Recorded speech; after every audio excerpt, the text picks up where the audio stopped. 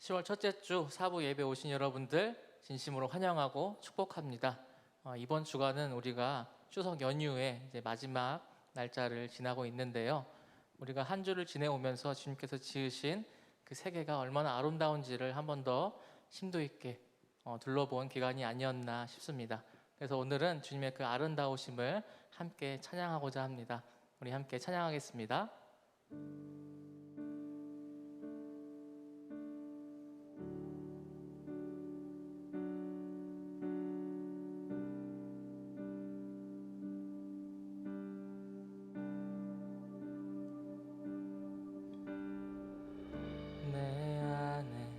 주를 향한 이 노래 영원한 노래 있으니 날 향한 주님의 크신 사랑 영원히 찬양하리라. 한 번 더 고백합니다.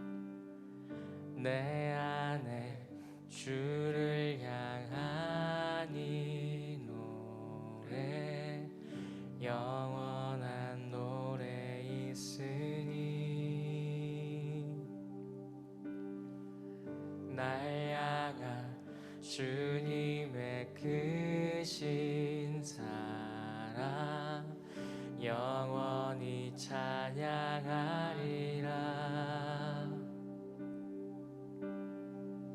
영원히 찬양하리라. 아름다우신 오 놀라우신 영원할 수 없는 사랑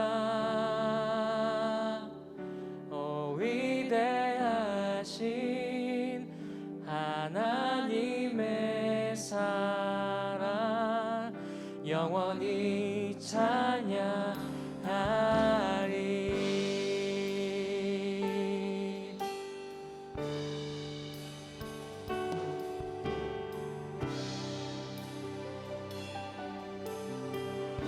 십자가 찬양합니다. 십자가 그 사랑 찬양하리. 날 구원하신 그 사랑 내 삶을 들여 찬양하리라. 놀라우신 주의 사랑 영원히 찬양하리라. 아름다우신 오 놀라우신 영원할 수 없는 사랑 오 위대하신 하나님의 사랑 영원히 찬양하리. 아름다우신 오 놀라우신 영원할 수 없는 사랑 오 위대하신 하나님의 사랑 영원히 찬양하리. 주님과 같은 분은 없네. 주와 같은 분은 없네. 이 세상 그 누구도 주와 같은 분은 없네. 누구도 이길 수 한 번 더 고백합니다. 주와 같은 분은 주와 같은 분은 없네. 이 세상 그 누구도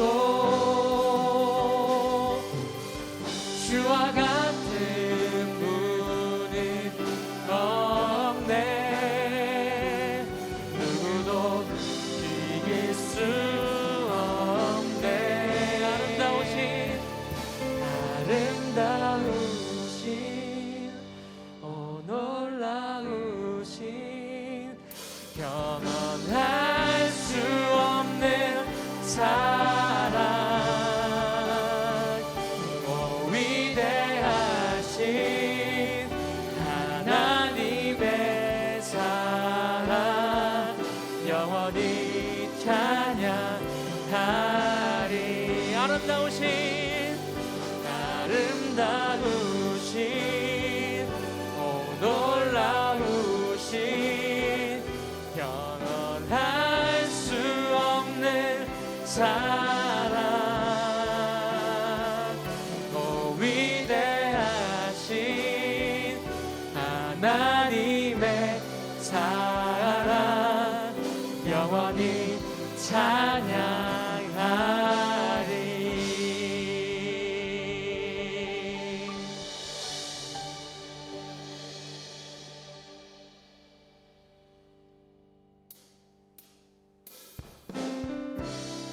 아름다우신 주님께서 이 아름다운 이 세상을 만드셨습니다. 주님께서 그 만드신 그 아름다운 세상을 통하여 우리 한 번 더 주님께 영광 올려드리기 원합니다.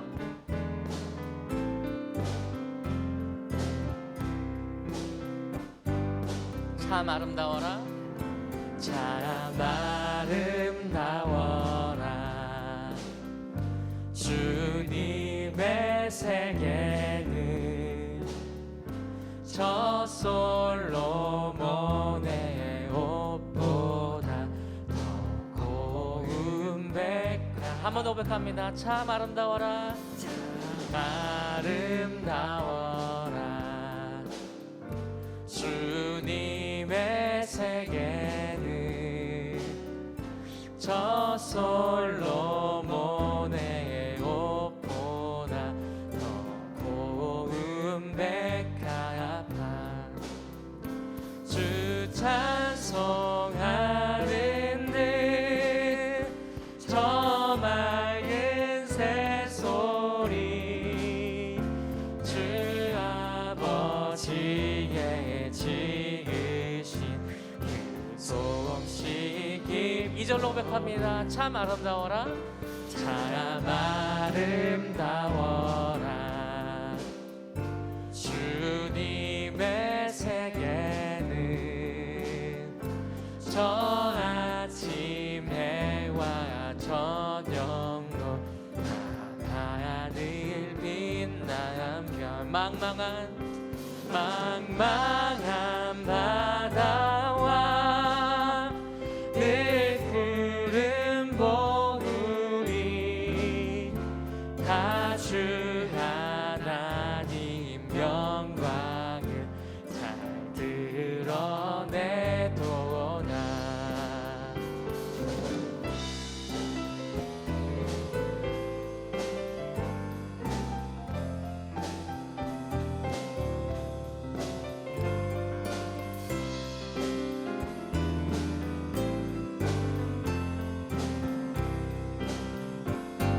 우리 높이 고백합니다.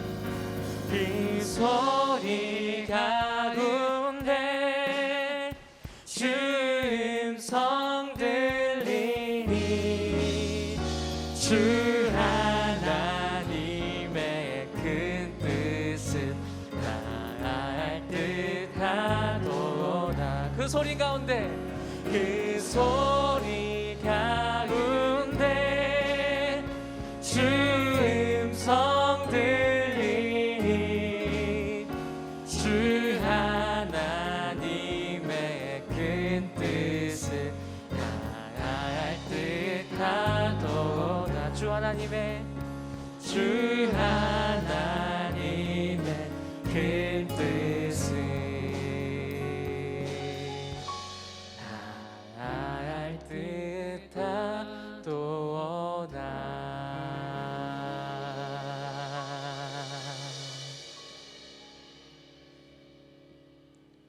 네, 제가 SNS와 또한 제가 만나는 사람들과 지체들과 이야기 나눌 때 요즘에 정말 하늘이 그렇게 이쁘다는 소리를 많이 보고 또 듣는 것 같습니다. 네, 이번 가을을 정말 작년 가을에는 이렇게 하늘이 높고 깊고 푸르고 맑았나 싶었을 정도로 그 아름다운 하늘의 모습을 우리가 많이 경험하고 누리고 있는 것 같습니다. 근데 우리가 이렇게 보이는 하늘뿐만 아니라 우리가 지금은 비록 보이지 않는 하늘이지만 하나님 계신 그곳, 우리가 소망 두어야 할 그곳, 그 하늘을 우리 함께 찬양하면서 함께 예배에 나가도록 하겠습니다.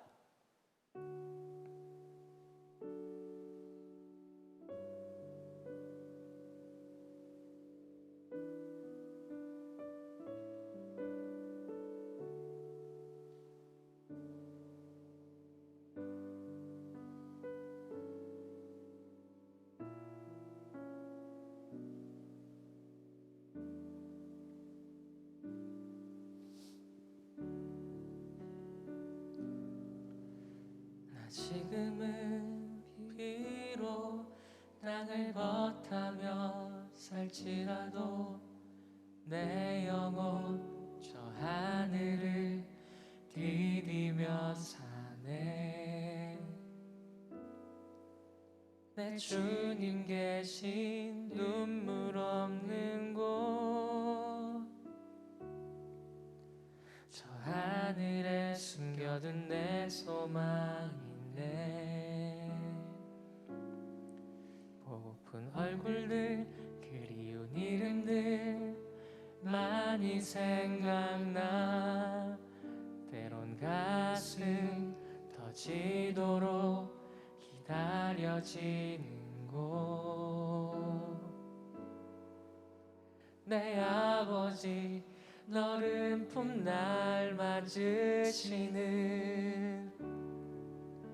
저 하늘에 쌓은 내 소망이네. 주님 그 나라에 이를 때까지 순례의 걸음 멈추지 않으며, 어떤 시련이 와도 난 두렵지 않네. 주와 함께 걷는 이 길에.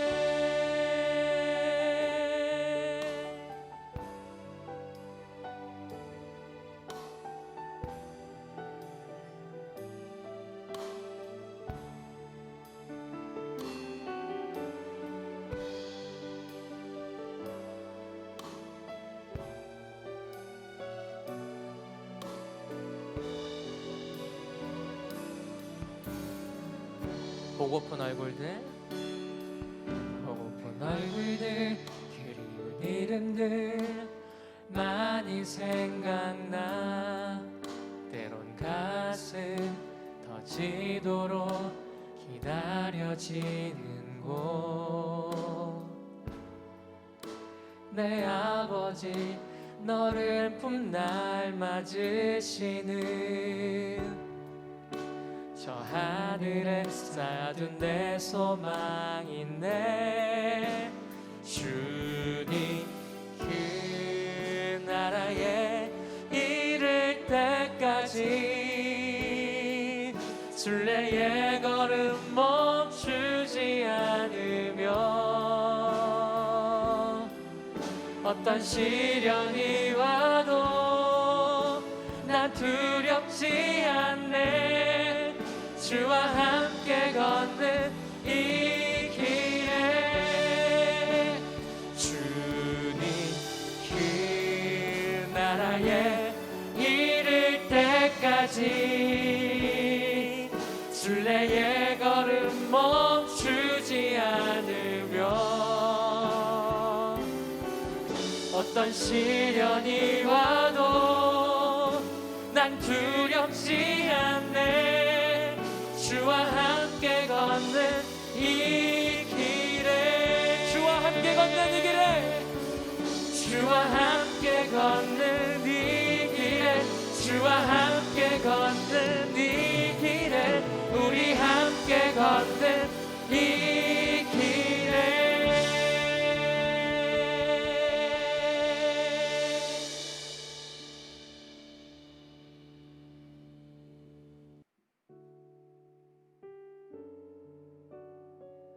우리 이 시간 예배와 말씀의 자리로 나아가기 앞서서 우리 공동체가 먼저 함께 기도함으로 나아갔으면 좋겠습니다. 첫 번째로 기도하실 제목은 우리 이 말씀을 기억하고 기도했으면 좋겠는데, 시편 말씀입니다. 내가 산을 향하여 눈을 들리라. 나의 도움이 어디서 올까? 나의 도움은 천지를 지으신 여호와에게서로다. 아멘.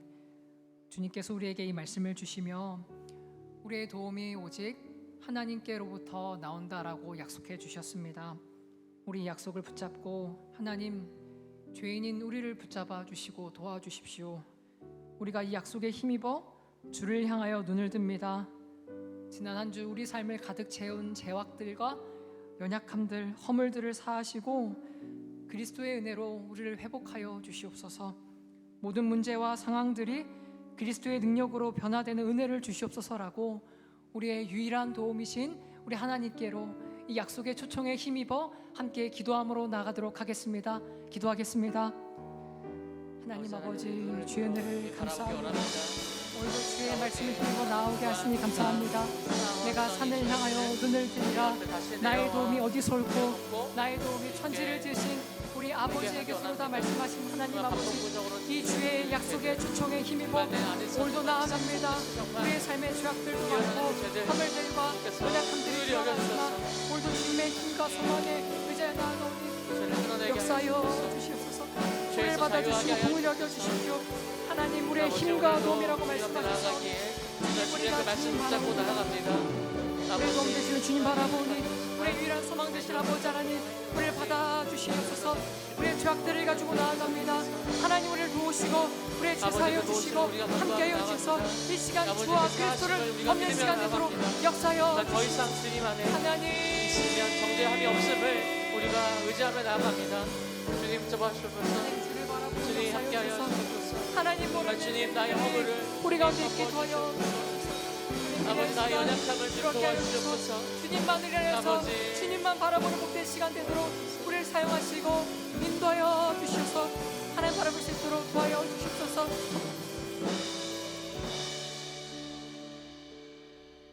우리 시간 계속해서 두 번째로 기도할 제목은 우리 그리스도의 몸인 교회를 생각하면서 우리 기도했으면 좋겠습니다.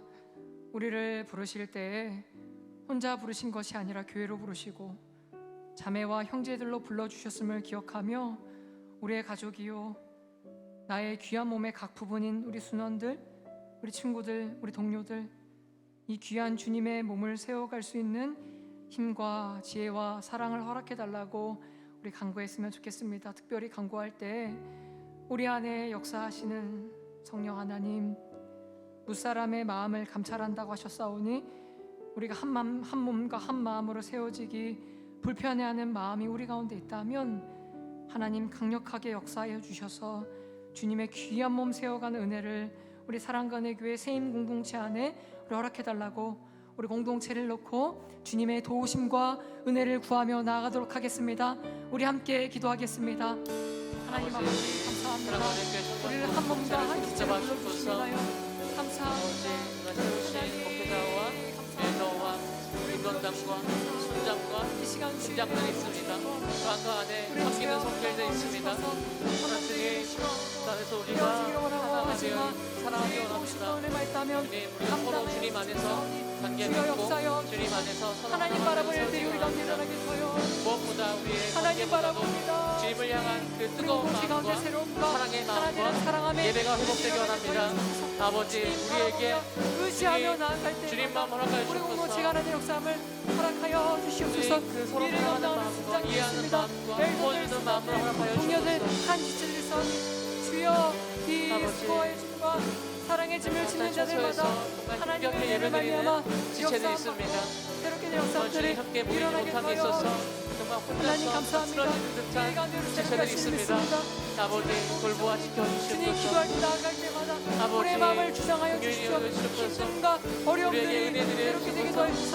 하나님의 아버지, 은혜가 말미암아 서로 역사되게 섞이지 도와주소서. 않으면 주님만 바람을 서로 들이 연합할 수 우리 가운데 없습니다. 일어나게 도와여 예수 그리스도 안에서 하나 될 수 없습니다. 우리 가운데 아버지, 세례하시는 주님, 주님 바람 역사들이 일어나게 우리 공동체를 도와여 보기 주시옵소서. 위하셔서 하나님 주님 기대합니다. 찾아오셔서 우리 가운데 주님 세례하실 도와주셔서 주님을 우리가 기대합니다. 함께하여 주옵소서. 역사하여 우리가 주시옵소서. 하나 되게 하여 주시옵소서. 아버지, 우리 시간, 우리 마지막으로 기도하겠습니다. 기도할 때 우리 사랑하는 우리 조국 대한민국과 우리 사랑과 은혜 교회를 두고 기도하고 싶습니다. 코로나 방역으로 힘쓰는 방역 당국과 의료진들, 또한 이 어려운 시대에 목양의 일을 감당해야 되는 우리 사랑과 은혜교회 일꾼들, 직분자들 공의 지혜를 주시되 또한 사랑도 주셔서 길 잃은 사람들을 찾으며 상한 양떼들을 돌볼 수 있도록 하나님 은혜 주시고 특별히 세임 주셔서 하나님 아버지 이 일을 능히 감당할 수 있는 우리 나라와 우리 나라 이 교회의 직분자들 되게 해달라고 다시 한 번만 주님의 도우심과 은혜를 구하면서 우리 주님의 도움 주시길 우리 간구했으면 좋겠습니다. 기도하겠습니다. 하나님 아버지 감사합니다. 우리 공동체와 이 대한민국 허락하여 주시니 감사합니다. 하나님 아버지 공동체들을 세우시니까 하나님이신 줄을 믿습니다. 하나님 아버지 주님이 주지 아니하시고 은혜 주지 아니하시며 감당치 못할 모든 것들이 오니 주님 대통령들과 방역당국들과 의료진들과 하나님 아버지들에게 힘과 은혜를 허락하여 선택할 수 있도록 할 수 있도록 주님 인도하여 주시고 반역하며 계속해서 모든 자들 가운데 주의 도우심과 감염의 확산을 이 감당할 수 있는 은혜를 허락하여 주십시오. 제공고차 의료진들이 있습니다.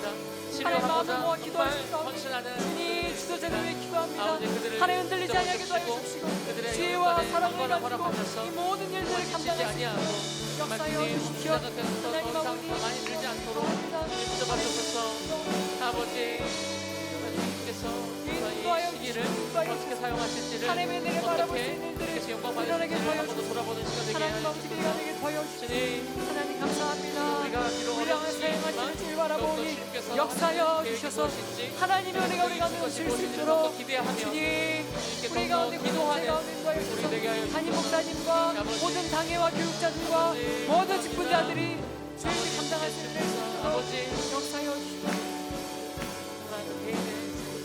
주님 우리의 세일을 보게 하여 주십시오. 기도하는 가운데 무너지게 하시고 깨지게도 하여 주소서. 하나님의 은혜를 말미암아 공동체와 교회를 기도할 때 우리의 진영들도 새로워짐을 경험할 수 있도록 하나님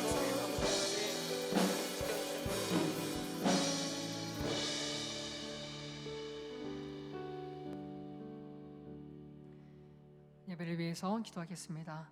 하나님 또 이번 주도 저희를 예배의 자리로 불러주셔서 하나님의 모든 관심이 우리에게 있음을 알려주시니 참 감사드립니다.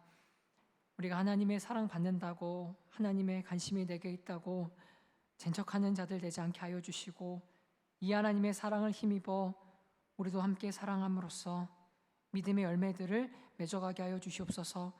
그리하여 주님께서 우리에게 들려주시는 말씀을 이 믿음과 결부하여 순종의 열매들을 맺어가는 것들을 우리 공동체 구석구석에서 보게 하시되 남들에게만 그 열매 맺기를 바라는 자들이 아니라 우리 각자의 삶에서 열매 맺는 자들 먼저 되게 하여 주시옵소서.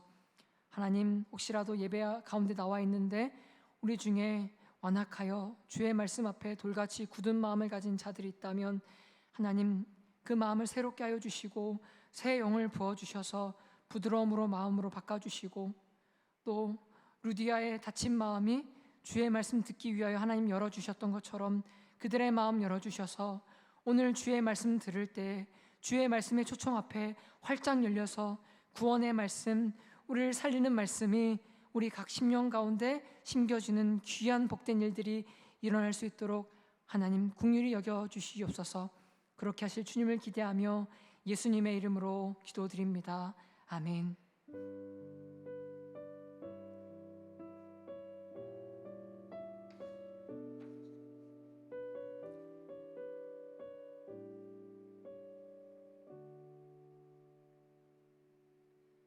교회 소식을 전해드립니다. 먼저 당회결의 사항입니다. 다음 주일인 10월 11일까지 우리 주일 예배는 가정에서 영상으로 드리도록 하겠습니다. 함께 모여서 우리가 예배하지 못하지만 하나님께서 잠시 허락한 이때를 우리의 일상의 장소를 또 기도의 골방으로 또 말씀의 풍성한 잔치가 넘치는 자리로 바꿀 수 있는 귀한 믿음의 모든 동역자들이 되었으면 좋겠습니다. 또한 이번 주까지 수험생을 위한 온라인 기도 카드를 받고 있습니다. 또 제도약한 우리 청년들과 또 이 청년들과 함께 기도하기 원하시는 분들은 기도 카드를 작성해 주셔서 보내주시면 좋겠습니다. 지난주 광고가 나간 대로 이번 주는 추석 명절인 관계로 순모임으로 모이지 않습니다. 예배 후에 순모임 없이 우리 가족들과 복된 명절에 나눔하시면 되겠습니다. 우리 이 시간 우리 드린 예물을 위해서 기도하도록 하겠습니다. 나와 내 백성이 무엇이기에 이처럼 즐거운 마음으로 드릴 힘이 있었나이까. 모든 것이 주께로 말미암아 싸우니 우리가 주의 손에서 받은 것으로 주께 드렸을 뿐이니이다. 하나님, 우리에게 주신 것들을 통해 주님의 아름다운 신부인 교회를 섬길 수 있도록 하시니 하나님 참 감사드립니다. 주님을 섬기는 것이 우리의 수고와 번거로움과 버거움으로 끝나지 않게 하여 주시고 즐거움과 영광됨을 누리게 하셔서 저희가 날마다 마음을 다하여 즐거이 또한 신실하게 하나님의 교회와 이웃들을 섬길 수 있도록 하나님, 우리의 마음을 바꿔주시옵소서. 우리의 섬김의 수고가 그리스도 안에서 결코 헛되지 않으리라는 약속을 굳게 붙잡고 소망 가운데 살아갈 수 있는 복된 성도들 될 수 있도록 하나님 은혜 허락하여 주시옵소서. 감사드리며 예수님의 이름으로 기도드립니다. 아멘.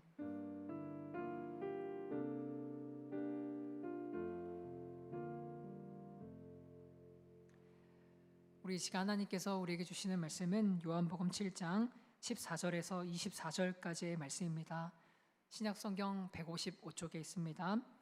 우리 교독하셔도 좋고요. 저와 함께 한 절씩 보시면서 우리 말씀 읽으셔도 좋습니다. 우리 14절부터 24절까지 말씀 보도록 하겠습니다. 읽겠습니다. 이미 명절의 중간이 되어 예수께서 성전에 올라가사 가르치시니 유대인들이 놀랍게 여겨 이르되 이 사람은 배우지 아니하였거늘 어떻게 그를 아느냐 하니 예수께서 대답하여 이르시되 내 교훈은 내 것이 아니요 나를 보내신 이의 것이니라. 사람이 하나님의 뜻을 행하려 하면 이 교훈이 하나님께로부터 왔는지 내가 스스로 말함인지 알리라. 스스로 말하는 자는 자기 영광만 구하되 보내신 이의 영광을 구하는 자는 참되니 그 속에 불의가 없느니라. 모세가 너희에게 율법을 주지 아니하였느냐? 너희 중에 율법을 지키는 자가 없도다. 너희가 어찌하여 나를 죽이려 하느냐? 무리가 대답하되 당신은 귀신이 들렸도다. 누가 당신을 죽이려 하나이까? 예수께서 대답하여 이르시되 내가 한 가지 일을 행하매 너희가 다 이로 말미암아 이상히 여기는도다. 모세가 너희에게 할례를 행했으니 그러나 할례는 모세에게서 난 것이 아니요 조상들에게서 난 것이라. 그러므로 너희가 안식일에도 사람에게 할례를 행하느니라. 모세의 율법을 범하지 아니하려고 사람이 안식일에도 할례를 받는 일이 있거든. 내가 안식일에 사람의 전신을 건전하게 한 것으로 너희가 내게 노여워하느냐? 외모로 판단하지 말고 공의롭게 판단하라 하시니라. 아멘. 담임 목사님께서 하나님의 뜻이 무엇입니까? 라는 제목으로 하나님 말씀 증거하시겠습니다.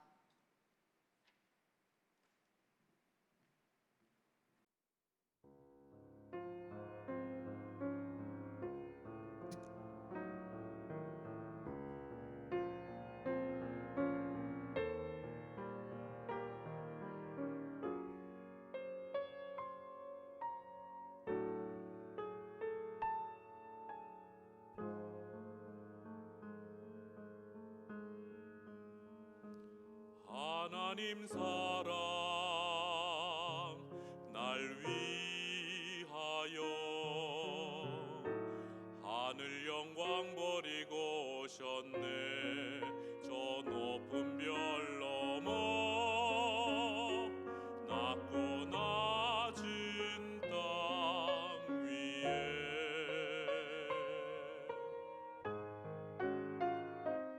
갈보리 언덕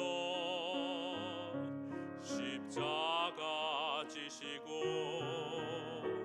물과 피를 흘려 죽으신 주 나에게 생명의 길 보이셨네.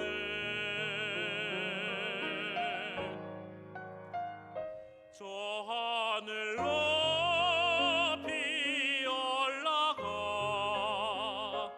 내 사랑하는 주 만날 수 있을까?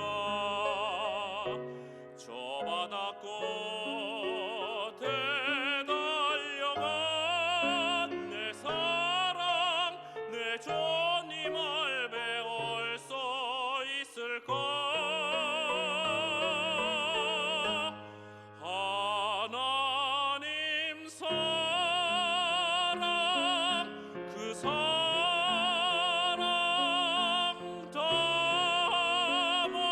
담없는 거품 내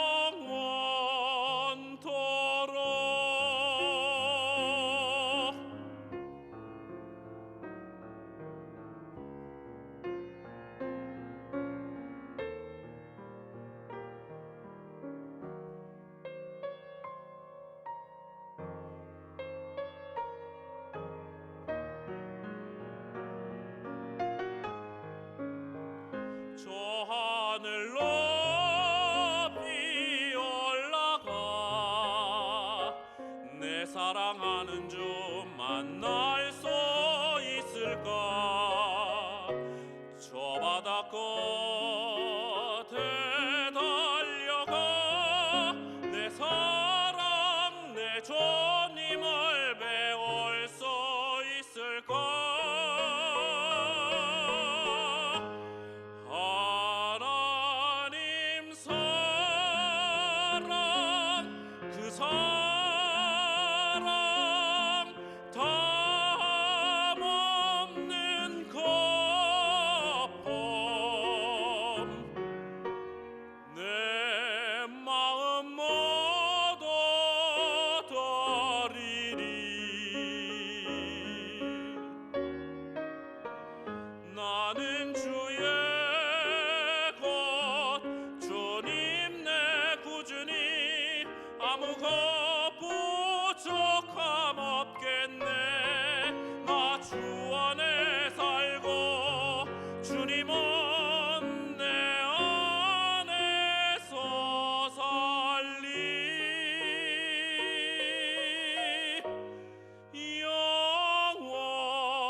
영원토록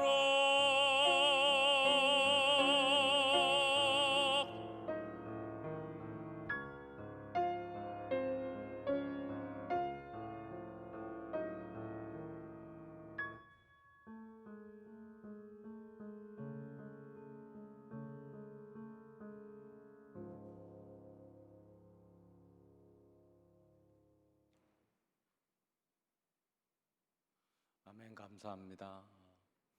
한 주간 평안하셨습니까? 살아오면서 연휴가 이렇게 긴 기억이 그렇게 많지가 않은데 긴 연휴 보내고 각 가정에서 예배로 나오시는 성도님들에게 진심으로 감사드립니다. 한 주간 평안하셨을 줄 믿고 또 하나님께 감사드리고요. 우리가 추석을 지나고 이제 우리 앞에 2020년이 85일 정도 남은 것 같습니다. 이 남은 시간 동안 우리의 삶이 하나님 앞에 어떤 열매가 되어야 될지를 다시 한번 고민하면서 또 한 주간 시작하실 수 있었으면 좋겠습니다. 이 시간 우리 믿음의 고백을 하나님께 드림으로 말씀 앞에 나아가도록 하겠습니다. 하나님 나를 사랑하신다. 하나님은 내 인생에 크고 비밀한 계획 가지고 계신다. 하나님은 오늘도 나와 동행하셔서 그 계획 이루어 주신다. 아멘. 그렇게 될 줄로 믿습니다. 아멘. 신학자들은 하나님께서 그분의 형상대로 창조된 사람에게 다른 피조물과 구분하여 주신 가장 큰 특권을 자유의지라고 하는 말로 설명을 하였습니다. 하나님께서 다른 모든 피조물들과 달리 사람만큼은 하나님처럼 생각하고 판단하여 자신의 행동을 결정할 수 있는 의지를 주셨다는 것입니다.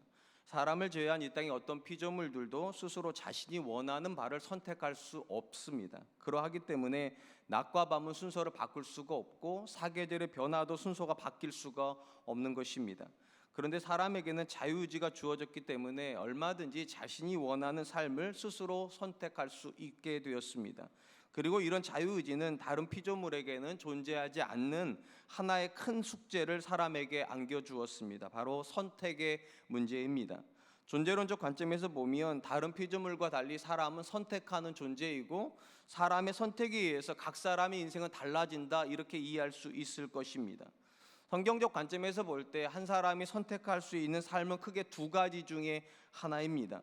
내 뜻을 따르는 삶을 살 것인가, 아니면 하나님의 뜻을 따르는 삶을 살 것인가에 대한 문제입니다. 물론 신앙 바깥에 있는 사람들에게 하나님의 뜻은 아무런 의미가 없다는 점에서 어찌 보면 신앙 바깥에 있는 사람들에게는 선택이 없다고 해도 과언은 아닙니다. 그들은 오직 자신이 원하는 삶을 선택하면 그만이기 때문입니다. 상대적으로 신앙의 여정을 걸어가는 성도는 자신 안에 우리가 의식하든 의식하지 않든 간에 내 뜻과 하나님 뜻 사이에서 갈등이 존재하게 되고 각자의 기준에 의해서 자신의 삶을 선택하게 되는 것입니다. 그런데 특이한 것은 하나님께서 그분의 형상대로 사람을 창조하시고 자유의지를 인류에게 주셨으면서도 동시에 그들을 향하여 마음껏 너희가 원하는 삶을 살라고 명령하신 것이 아니라는 것입니다. 오히려 하나님은 자유의지를 가지고 있는 인류를 향하여서 생육하고 번성하고 하나님이 주신 땅에 충만할 뿐만 아니라 그 땅을 하나님의 뜻을 따라 다스리라고 그렇게 명령하셨습니다. 이는 하나님께서 인류에게 주셨던 선택의 자유는 인류로 하여금 자신의 뜻을 선택하기를 기대하시고 주신 것이 아니라 정반대로 자신의 뜻을 내려놓고 하나님의 뜻을 선택하기를 기대하시고 주신 선택의 자유라는 것입니다. 그런 점에서 성경은 그 출발부터 신앙의 여정이 나의 뜻을 이루는 과정이 아니라 오히려 나의 뜻을 내려놓고 하나님의 뜻을 선택하는 것이라고 말하고 시작하였다고 할 수 있을 것입니다. 문제는 신앙의 여정이 내 뜻을 내려놓고 하나님의 뜻을 선택하는 것이라는 것은 너무나도 분명한데 과연 무엇이 하나님의 뜻인가에 대해서는 명확하지 않다는 것이 굉장히 어려운 문제입니다. 바로 이런 이유 때문에 하나님께서 우리에게 주신 가장 중요한 책이 성경책인 것입니다. 성경은 성도가 하나님의 뜻을 가늠할 수 있는 기준을 제공해주고 그리고 이 기준에 의해서 각 사람은 하나님의 뜻을 분별하는 것입니다. 그럼에도 불구하고 여전히 어려운 문제가 남아 있습니다. 분명히 성경이 하나님의 기준을 알려주는 책임에도 불구하고 구체적인 상황에 대해서 우리로 하여금 어떤 판단을 해야 된다라고 말씀해 주시지는 않는다는 것입니다. 우리 자녀들이 어떤 대학을 가야 되는지 말씀하지 않습니다.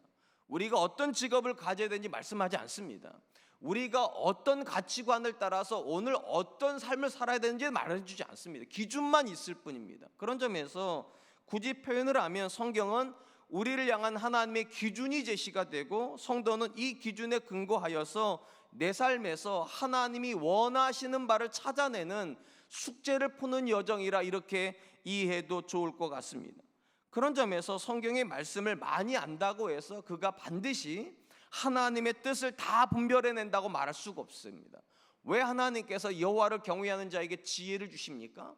이 지혜가 하나님의 말씀과 만났을 때 거기서 각 사람을 향한 하나님의 뜻을 발견하는 능력이 되기 때문입니다. 얼마든지 이 반대 상황도 가능합니다. 하나님의 말씀에는 능통하지만 정작 하나님의 뜻과는 상관없는 삶을 모든 사람이 살 수가 있는 것이 우리의 실존의 가장 큰 어려움입니다. 오늘 우리가 살펴보게 될 말씀은 바로 우리의 삶에서 무엇이 하나님의 뜻인가를 분별하는 기준을 보여주는 말씀이라 저는 생각을 합니다. 예수님은 그분의 공생의 마지막 지점에서 이제 마지막 초막절을 지키기 위해서 조용히 예루살렘으로 올라가셨습니다. 예루살렘에 올라가신 예수님은 그곳에서 사람들에게 하나님의 말씀을 가르쳤고 이 예수님의 말씀을 들었던 사람들이 보인 반응과 예수님의 답변을 성경은 이렇게 기록해 놓고 있습니다. 요한복음 7장 15절 16절입니다. 유대인들이 놀랍게 여겨 이르되 이 사람은 배우지 아니하였거늘 어떻게 그를 아느냐 하니 예수께서 대답하여 이르시되 내 교훈은 내 것이 아니요 나를 보내신 이의 것이니라. 우리 성경에 그를 안다라고 번역된 부분은 단순히 예수님께서 글자를 쓰고 읽을 수 있다는 의미가 아니라 지식을 가지고 있다는 의미입니다. 그러니까 예수님께서 어떤 스승에 의해서 하나님의 말씀을 배운 적이 없는데도 놀랍게도 예수님은 하나님의 말씀에 대한 지식을 가지고 있을 뿐만 아니라 탁월하게 해석하는 걸 보고 사람들이 놀랐다는 것입니다. 그 당시 사람들이 율법에 대해서 스승이 되기 위해서는 반드시 거쳐야 되는 과정이 하나가 스승을 만나는 것입니다. 랍비라고 부르는 스승을 만나서 그 사람으로부터 율법에 대한 사사를 받습니다. 그리고 이렇게 사사를 받으면 그들이 이제 성경을 해석할 때 어떻게 해석을 하는가? 내 스승은 이렇게 해석을 했고 다른 랍비는 이렇게 해석했으나 내 생각에는 내 스승의 생각이 맞는 것 같다, 이런 식으로 해석을 했습니다. 그런데 특이하게도 예수님의 공생의 어떤 기간 중에도 또는 이전의 기록 어디에서도 예수님에게 스승이 있었다는 기록이 없습니다. 한 번도 랍비라는 스승을 가져본 적이 없는데도 예수님은 다른 랍비들보다 탁월한 성경에 대한 해석을 하셨고, 더 놀라운 것은 다른 사람들은 다 A는 이렇게 말했고 B는 이렇게 말했고 이런 식으로 해석을 하는데 예수님은 나는 너희에게 이르노니 직접 해석하셨다는 것입니다. 그것이 그들에게는 심히 놀랐습니다. 특별히 성경에 보면 예수님의 해석이 당시 서기관들과 바리새인들과 어떻게 달랐는지가 이렇게 기록이 되어 있습니다. 마가복음 1장 22절 무사람이 그의 교훈에 놀라니 이는 그가 가르치는 것이 권위 있는 자와 같고 서기관들과 같지 아니함일러라. 권위 있는 자와 같다는 말은 직접 해석한다는 겁니다. 누구의 해석을 빌려다가 내가 다른 사람에게 이렇게 배웠는데 이렇게 말씀하지 않으시고 마치 하나님에게 직접 들은 것처럼 권세 있게 말했기 때문에 우리가 지금까지 들었던 서기관의 가르침과 다르다, 이렇게 사람들이 반응을 했다는 것입니다. 당연히 예수님의 이 가르침 앞에 섰으면 사람들은 예수님에 대해서 신뢰도 하겠지만 대부분의 사람들은 예수님의 태생적인 배경 때문에 불신의 마음을 가지는 것이 지극히 자연스럽습니다. 이런 상황을 예수님이 염두에 두셨기 때문에 이렇게 말씀하시는 거예요. 내 가르침이 예수님에게서 나온 것이 아니라, 자의적으로 나온 것이 아니라 하나님께로 나온 것이다, 이렇게 선언하신 것입니다. 그렇다면 궁금한 것은 이겁니다. 예수님께서 하고 계신 말씀이 하나님의 뜻에 부합한지, 또는 그것이 하나님께로부터 나왔는지 어떻게 아냐는 거예요. 바로 이어서 예수님께서 이렇게 말씀하십니다. 요한복음 7장 17절, 사람이 하나님의 뜻을 행하려 하면 이 교훈이 하나님께로부터 왔는지 내가 스스로 말함인지 알리라. 예수님이 이렇게 말씀하십니다. 내가 말하는 이 해석이 얼마나 그럴듯한지 너희가 들으면 이렇게 말한 게 아닙니다. 또는 얼마나 논리적인가 너희들 파헤쳐보면 그게 아니라, 너희가 하나님의 뜻에 순종하려고 하면 내가 주는 이 말이 하나님께로 왔다는 걸 정확히 할 것이다. 무슨 말인가 하면, 하나님의 뜻은 지식의 문제가 아니라 순종의 문제라는 겁니다. 누군가가 하나님의 뜻에 순종하려고 하면 그들에게 주어지는 예수님의 말씀을 통하여서 그들은 하나님의 뜻을 만나게 된다는 겁니다.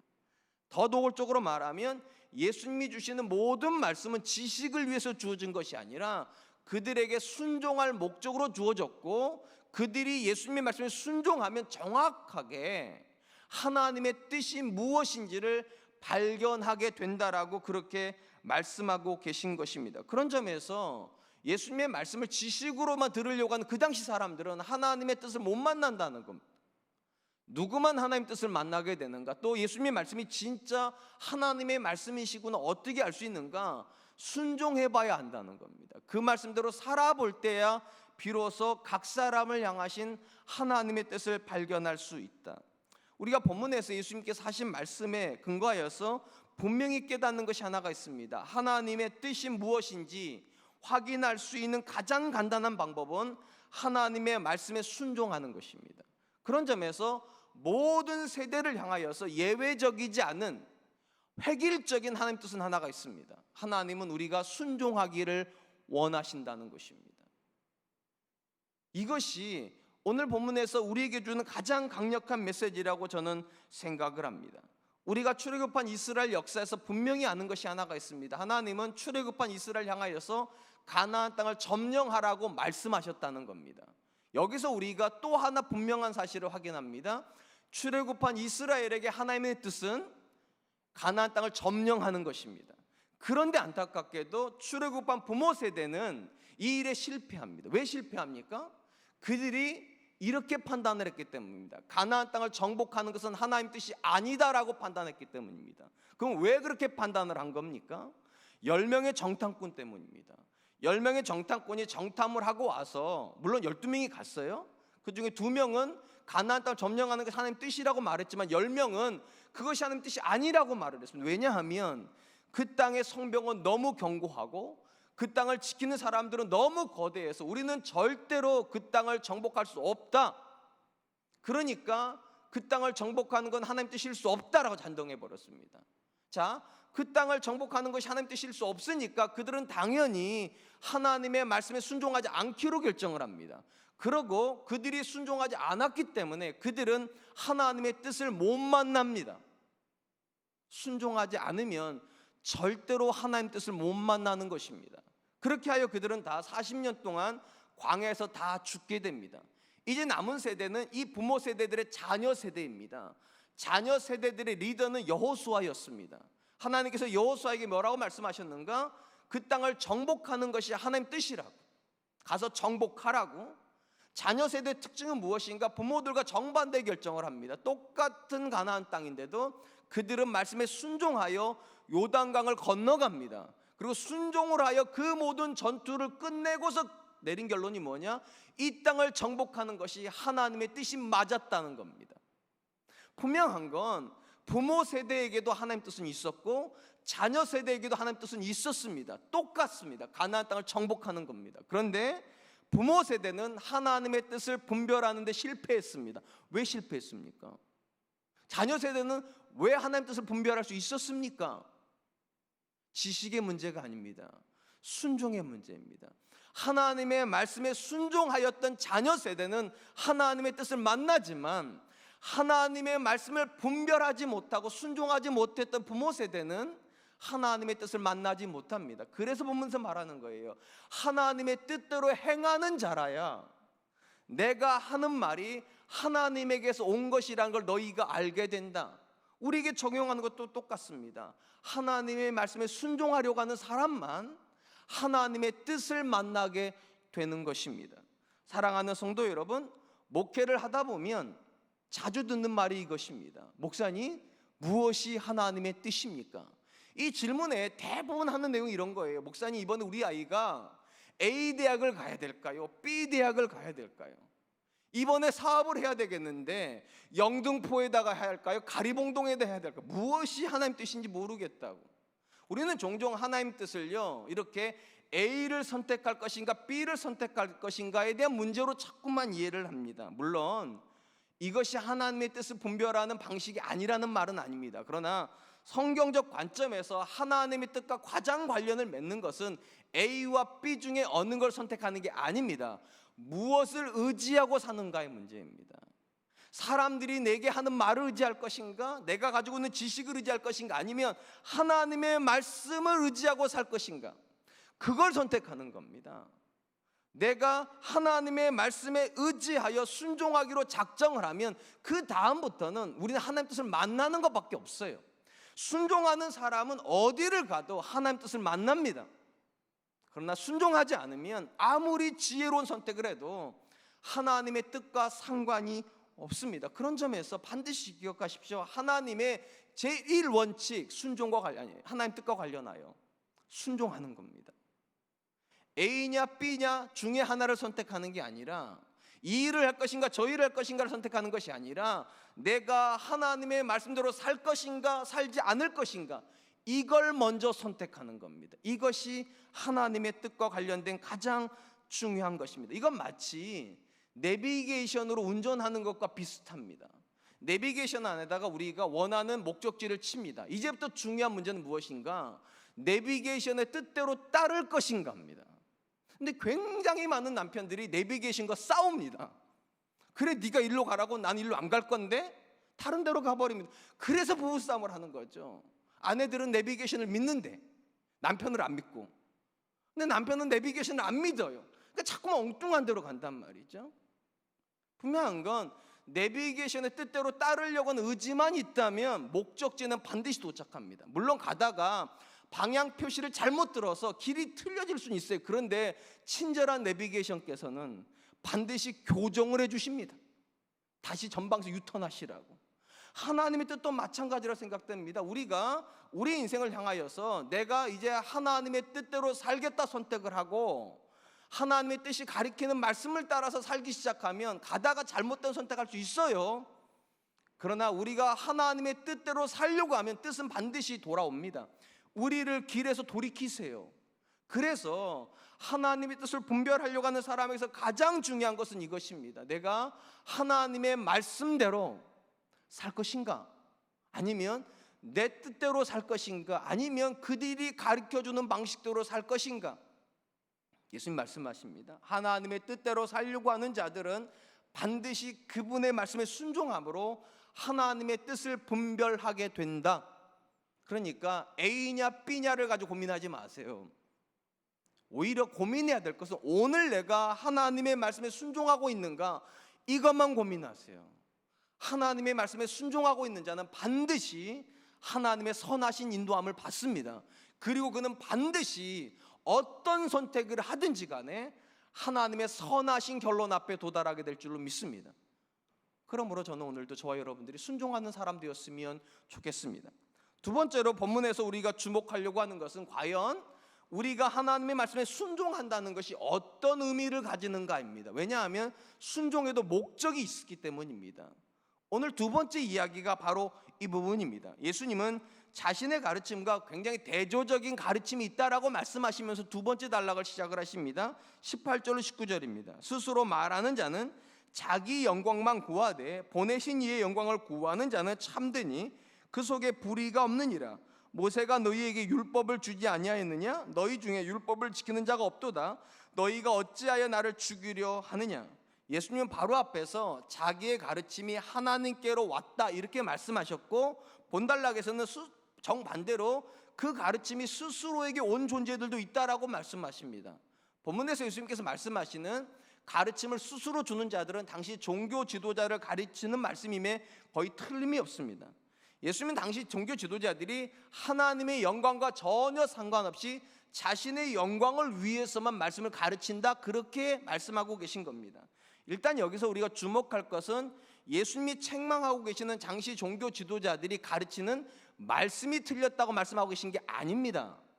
그들은 제대로 된 말씀을 가르치는 게 맞습니다. 문제는 무엇인가? 그들이 말씀을 주는 목적이 틀렸다는 겁니다. 자기가 가르치는 사람들이 하나님의 영광에 헌신하는 사람이 되게 하려고 말씀을 가르친 게 아니라 자신들이 얼마나 대단한 존재인지, 자신들을 칭송하게 하려고 말씀을 가르쳤다는 것입니다. 그러니까 그들의 말씀은 틀리지 않았는데 그들이 그 말씀을 사용하고 있는 목적은 틀렸다는 겁니다. 이 목적이 뭐가 되어야 된다는 겁니까? 하나님의 영광이어야 된다는 거예요. 그 자리에서 말씀을 가르치고 있는 선생이 높아지는 것이 아니라 그 말씀을 주신 하나님이 높아져야 되는데 선생이 높아지려고 한다는 겁니다. 목사님들 안에도 이런 거 굉장히 많아요. 성도님들이 설교 끝나고 나면 목사님 은혜 받았어요. 목사님들이 왜 좋아합니까? 자기가 잘 가르치는 줄 알고요. 오히려 그 이야기를 들을 때 이 목사님이 이렇게 말해야죠. 하나님의 영광입니다. 하나님이 깨닫게 하신 겁니다. 제가 한 건 이렇게 해야 되는데 그 말을 하는 목사를 만나기가 참 쉽지 않아요. 저도 그 말 잘 안 하니까. 이게 사람입니다. 하나님의 말씀을 틀리지 않게 가르치긴 하는데 그 영광을 자기가 받아버린다면 이건 틀렸다고 말씀하시는 거예요. 특별히 이 부분에서 예수님께서 당시 율법의 교사였던 서기관과 바리새인들에게 하셨던 책망의 말씀을 들을 필요가 있습니다. 마태복음 23장 3절입니다. 그러므로 무엇이든지 그들이 말하는 바는 행하고 지키되 그들이 하는 행위는 본받지 말라. 그들은 말만 하고 행하지 아니하며. 예수님 당시 백성의 스승들이었던 바리새인과 서기관들의 가르침은 틀리지 않았기 때문에 그들의 가르침을 받으라고 말씀하세요. 그러나 그들이 사는 바는 쫓아가지 말으라고. 왜냐하면 그들은 말씀하는 방향과 사는 방향이 다른 존재들이라는 거예요. 본문의 관점도 똑같습니다. 그들이 왜 틀렸다고 말씀하시는가?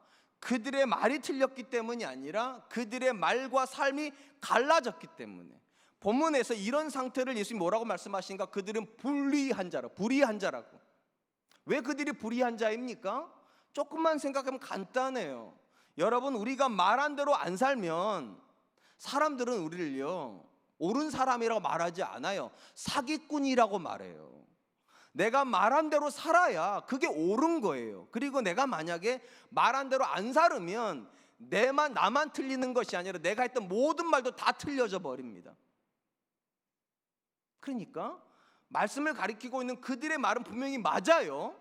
그런데 그들의 삶이 틀려버리면 이 말씀이 틀린 게 돼버려요. 그래서 불의한 거예요. 하나님이 잘못된 분인 것처럼, 하나님의 말씀이 잘못된 것처럼, 엄밀히 말하면 내가 잘못된 건데 사람들은 그렇게 판단하지 않는다는 거예요. 내가 잘못되면 내가 했던 모든 말이 다 거짓말이 됩니다. 내가 잘못되면 내가 믿었던 모든 말씀이 다 거짓말이 됩니다. 이게 진리인데 사실은 옳은 거 말해준 건데 나 때문에 그 말씀이 다 틀려지면 이것이 불의인 것입니다. 그런 점에서 본문에서 예수님께서 당시 종교 지도자들이 불의하다고 말하는 것은 물론 그들의 삶의 행태가 틀린 것도 맞아요. 그들이 죄를 짓고 있는 것도 맞아요. 근데 근본적으로 그들에게 주고 있는 이 말씀이 잘못 사용되므로 그 말씀을 듣고 있는 모든 사람들이 이 말씀을 버린다는 거예요. 그러면 이게 불의한 겁니다.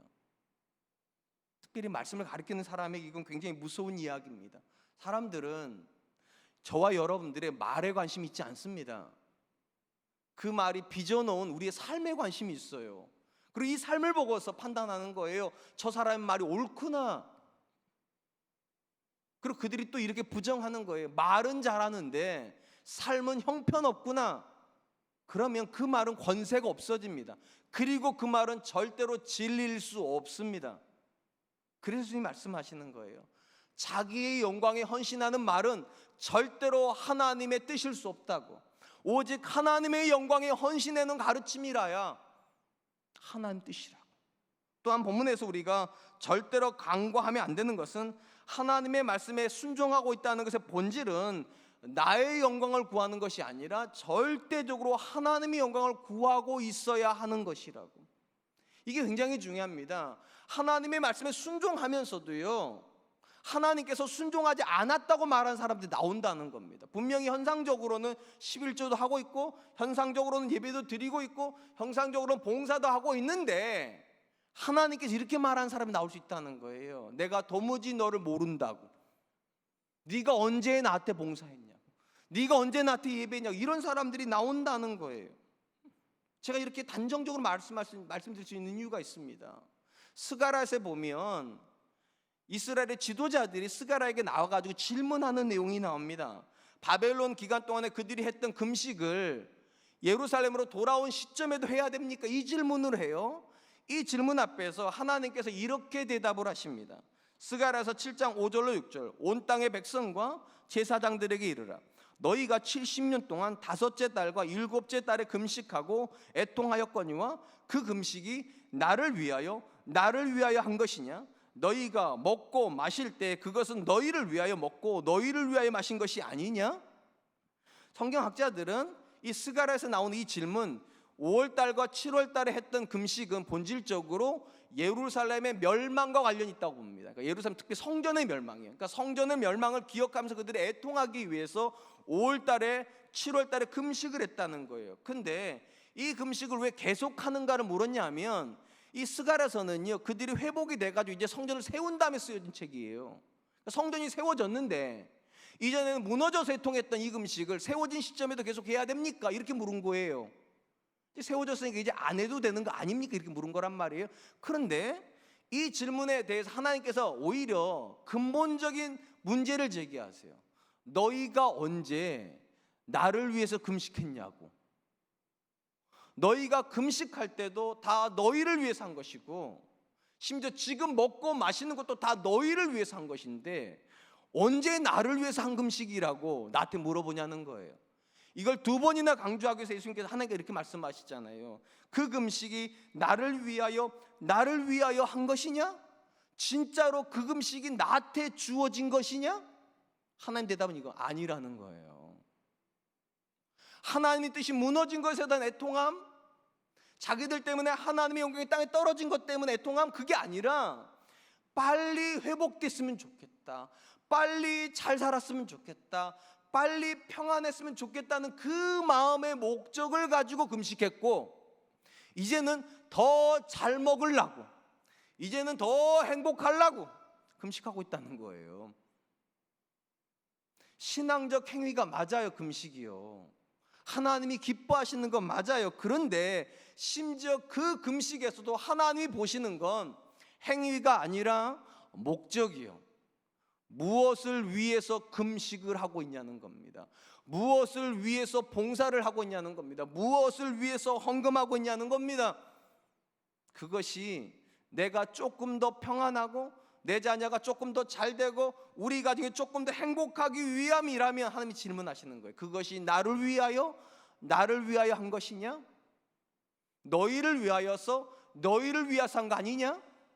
그리고 너희를 위해서 한 것이라면 나에게는 아무런 의미가 없다. 그러니까 순종에도 목적이 있습니다. 그냥 하나님의 말씀에 순종하는 거 아니에요. 절대로 하나님 앞에 이렇게 하면 안 된다는 거. 하나님, 내가 이렇게 살았으니까 내 자녀에게 복 주세요. 이건 하나님과 관련이 없다는 거예요. 하나님, 내가 이렇게 살고 있으니 하나님 영광 받으십시오. 내가 내 자녀에게 이런 삶을 가르치고 있으니 하나님 내 자녀의 삶에서 하나님 영광 받으십시오.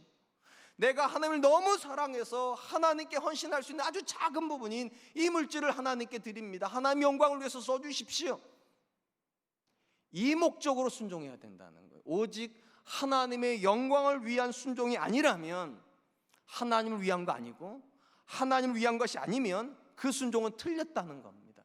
그러니까 본문상에서 우리가 발견한 두 번째 가장 중요한 하나님 뜻은 순종하되 하나님의 영광을 위해서 순종하라는 겁니다. 그게 하나님의 뜻입니다.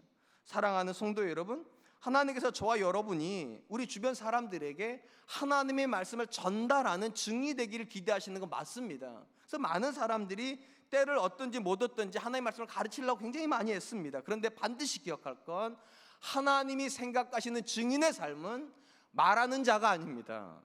그 말한 바를 살고 있는 사람입니다. 그 사람의 삶을 보면서 예수님을 만나는 거예요. 그 사람의 삶을 보면서 하나님을 만나는 거예요. 그런 점에서 반드시 기억하십시오. 하나님도 그렇고 우리를 만나는 어떤 사람들도 우리 입에서 나오는 말을 보지 않습니다. 우리 안에 들어있는 그 말이 빚어놓은 인격에 관심이 있습니다. 내 남편이 하나님 믿는데 하는 말이 다른가? 여기에 관심이 있고요. 우리 엄마 아빠가 하나님 믿는데 나한테 가르쳐주는 삶의 가치관이 다른 부모랑 다른가? 거기에 관심이 있는 겁니다. 그러므로 말이 신앙은 아닙니다. 삶이 신앙입니다. 그리고 반드시 기억하십시오. 이 삶이라고 하는 것도 형식적인 순종은 의미가 없습니다. 내가 조금 더 잘 살기 위해 사는 순종이라면 하나님 말씀하신다니까요. 그게 너를 위하여 한 것이지, 그것이 나를 위하여 산 것이냐? 하나님에게 의미가 있는 건 딱 하나밖에 없습니다. 모든 순종은요, 하나님을 위해 사는 겁니다. 헌금을 하더라도 하나님을 위해 사는 거고, 봉사를 하더라도 하나님을 위해 사는 거고, 예배를 드리더라도 하나님을 위해 사는 거고, 어떤 선택을 하더라도 무엇이 내게 더 유익한가를 묻는 게 아니라 무엇이 더 하나님께 유익할까? 그 질문을 날마다 하는 것이 사실은 하나님의 뜻을 분별하려고 하는 사람이 하는 질문일 것입니다. 그런 점에서 다시 한번 결심했으면 좋겠습니다. 우리는 누구를 위해서 순종합니까? 오직 하나님, 오직 그분의 영광. 이것이 우리의 두 번째 다짐이 되었으면 좋겠습니다. 이제 마지막 부분은 하나님의 뜻에서 가장 중요한 부분이 하나님의 영광이라고 말씀드렸어요. 하나님의 영광을 위해서 순종하는 건데, 그러면 도대체 하나님의 영광은 어떻게 분별하냐는 거예요. 내가 어떤 선택, 어떤 식으로 해야 하나님의 영광이 드러나는 겁니까? 이 부분에 대해서 예수님께서는 당시 사람들이 예수님을 향해서 하고 있는 비난을 재해석하시면서 그들에게 하신 말씀에서 답을 주십니다. 당시 예수님을 향해서 했던 사람들의 비난 중에 문제점이 하나가 있다는 겁니다. 예수님이 이렇게 말씀을 하세요. 21절입니다. 예수께서 대답하여 이르시되 내가 한 가지 일을 행하매 너희가 다 이로 말미암아 이상히 여기는도다. 예수님이 한 가지 일을 하는데 그것 때문에 사람들이 다 예수님 이상하게 쳐다본다. 여기서 말하는 한 가지 일은요, 문맥상에 놓고 보면 안식일에 사람을 고치는 겁니다.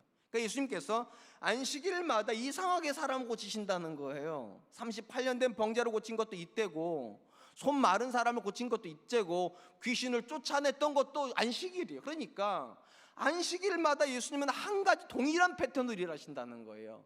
그 자리에 고통당하는 사람이 있으면 어김없이 율법을 어겨가면서까지 사람을 고치시더라.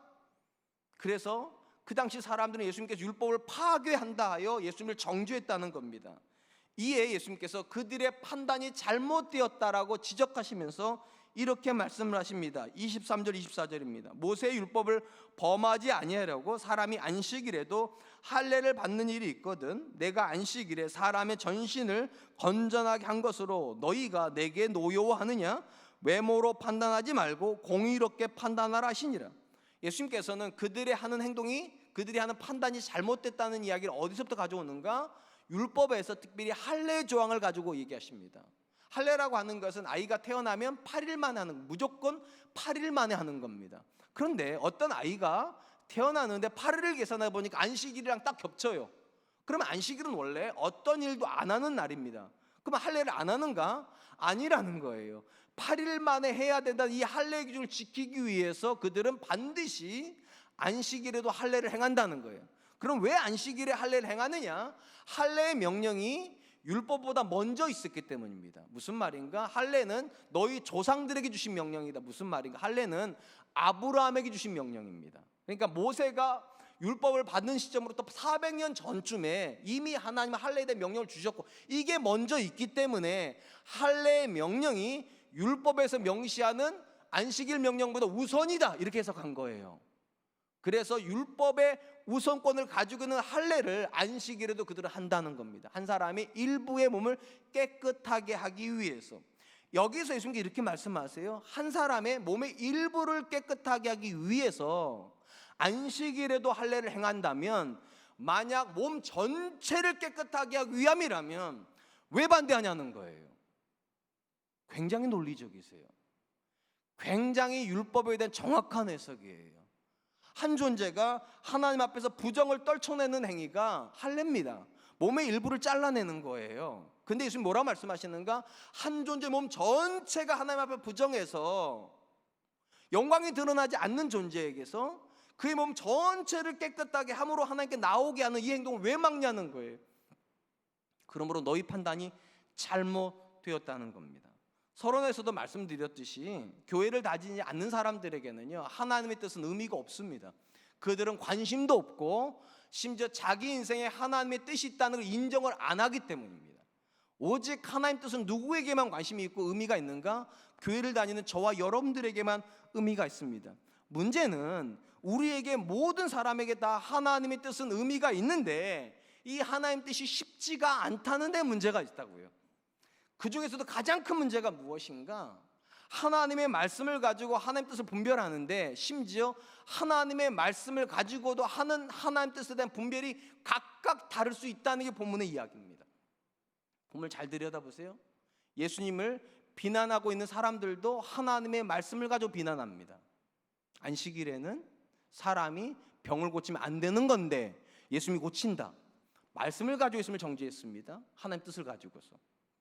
예수님도 말씀을 가지고 사람을 고치는 게 옳다고 말씀하고 계세요.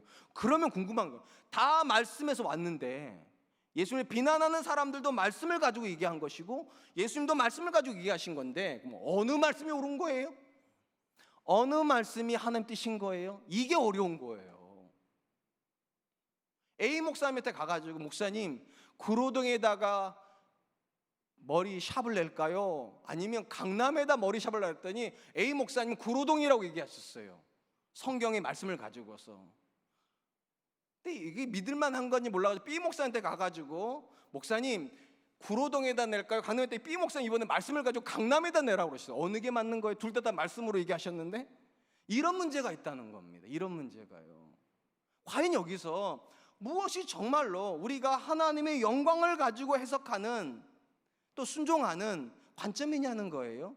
오늘 본문에서 우리가 주목할 것은 예수님께서요, 한 존재에게 할례를 행하는 목적과 또는 한 존재를 안식일에 병을 고치는 것의 목적은 딱 하나라는 겁니다.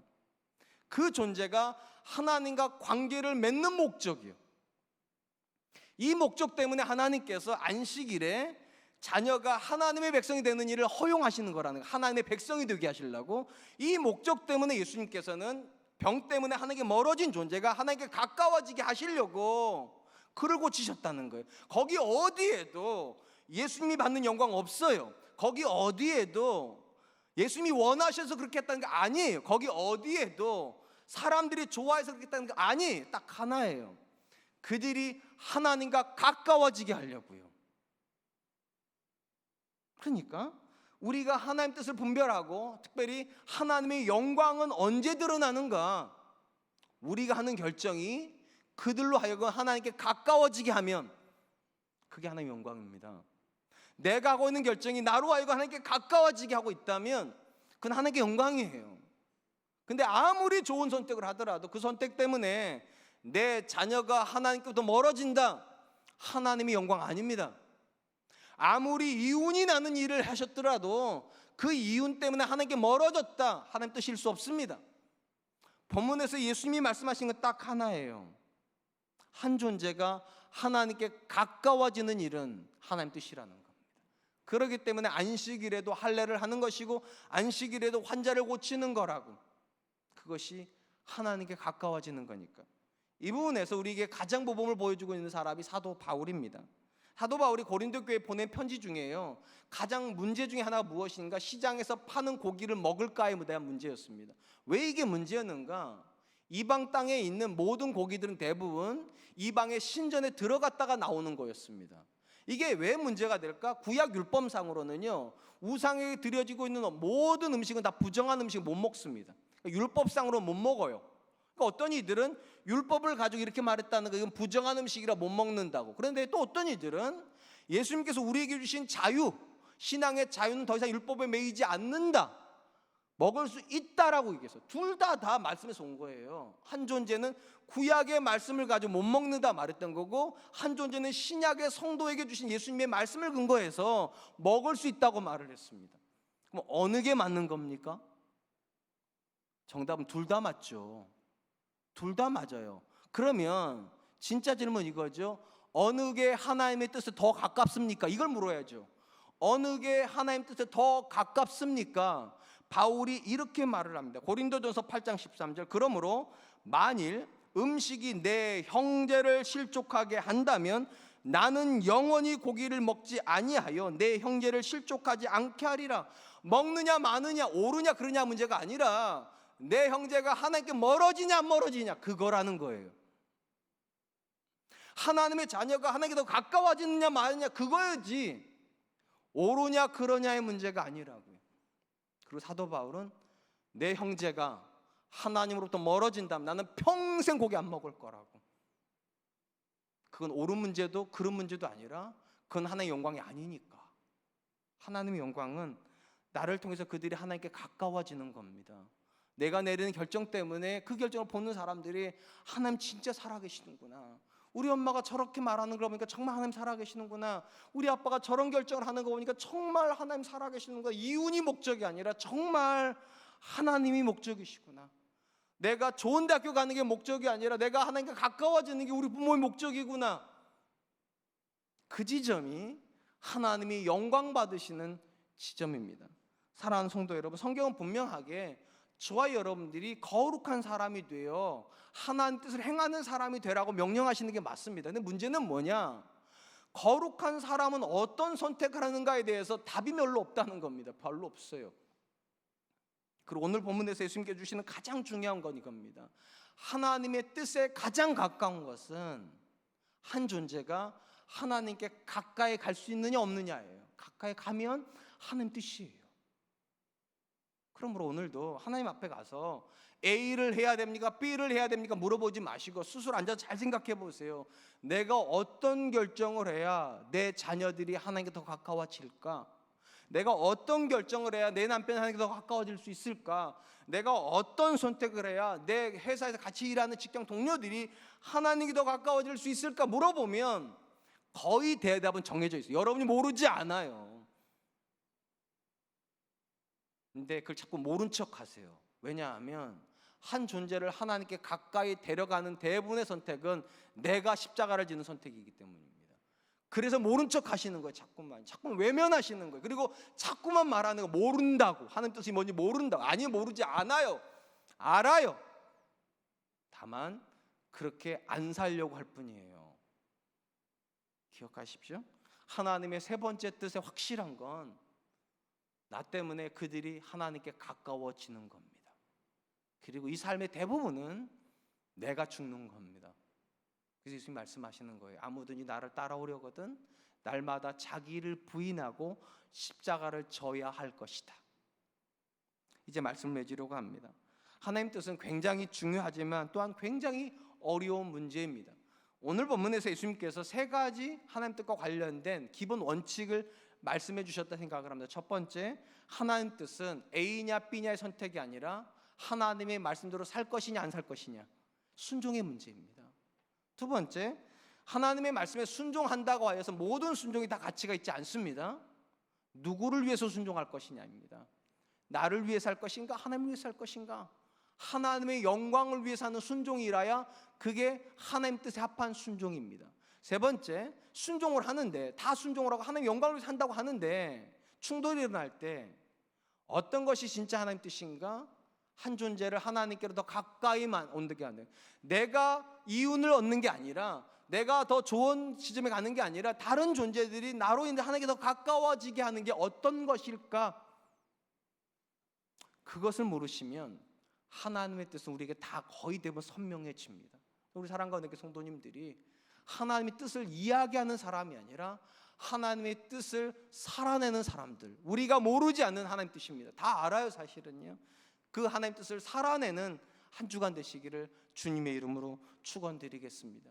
오늘 이 시간 이 주신 말씀을 기억하면서 세 가지로 같이 한 번만 기도했으면 좋겠습니다. 하나님, 우리가 어떤 상황에 있었든지 간에 A냐 B냐를 가지고 고민하는 사람이 아니라 하나님의 말씀에 순종하기를 먼저 결정하는 사람 될 수 있도록 도와주시고, 그 순종 역시 나를 위한 목적으로 하는 순종이 아니라 오직 하나님의 영광을 위해서 하는 순종이 되게 해주시고, 세 번째, 하나님의 영광에서 가장 중요한 덕목인 그들을 하나님께로 더 가까이 인도할 수 있는 그 선택을 하는 사람 되게 해주십시오. 나로 인해서 내 주변에 있는 사람들이 더 하나님께 가까워지는 그런 사람 되게 해주십시오. 우리 같이 한 번만 기도하겠습니다. 기도하겠습니다.